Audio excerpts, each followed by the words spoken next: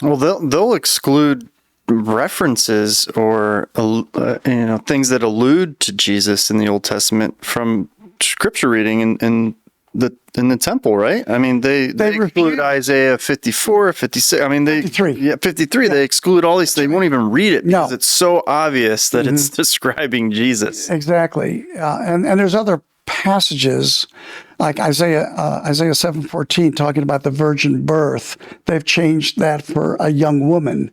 Right. Well, it says in the text, I'm going to show you a sign. Well, what kind of sign is it for a young woman to have a baby? Go to any hospital in St. Louis, and that's happening right now. But if a virgin conceives and bears a son, that's a sign. Right. Well, they change that because they know that's so messianic. Right. So if they come across something that's as obvious as day, they're going to go ahead and change that. Gotcha.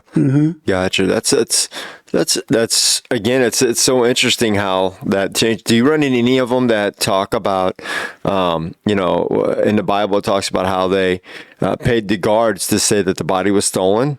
Do you run into that with them too? They'll say the body was stolen, he never resurrected? Yeah, there is a group in St. Louis, and they have them nationwide.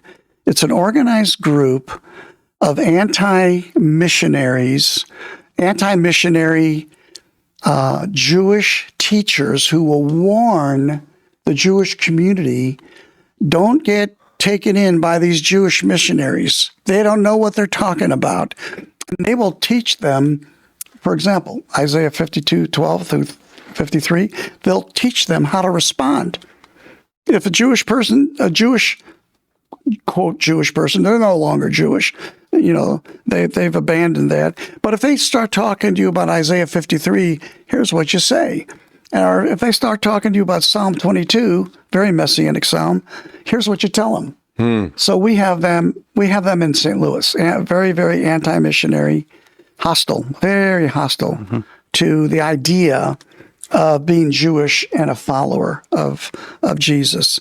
So we know that when a Jewish person begins to connect dots, you talk to them for a while, you're showing them various messianic prophecies, teachings, etc., how to recognize the Messiah, what to even look for, and they begin connecting dots, and they enter into that fear stage. The next thing that we encounter, there's so much misunderstanding that Jewish people have. Most Jewish people, like myself, were 100% biblically illiterate. I have Gentiles, believers, that will say to me, "Oh man, I don't ever want to talk to a Jewish person because they know the Bible way better than I do." Well, if they do, you ought to be ashamed of yourself because they don't know it at all. So, except if you're Orthodox.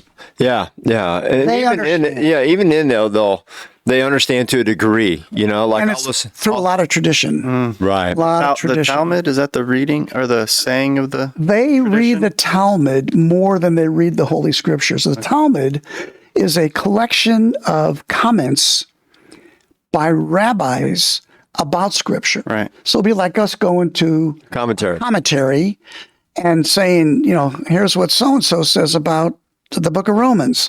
Well, we don't take the commentary and put it on the same level as Scripture, but they do that with the Talmud.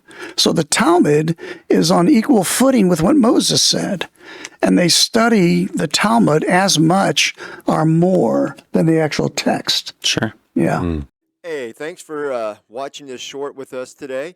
And if you like it, check out our full episodes on our channel and website. We'll put those in the links below. And as always, Scott, Like and subscribe, or subscribe and then like, whatever order you want, really. whatever order you like. Yeah. Thanks.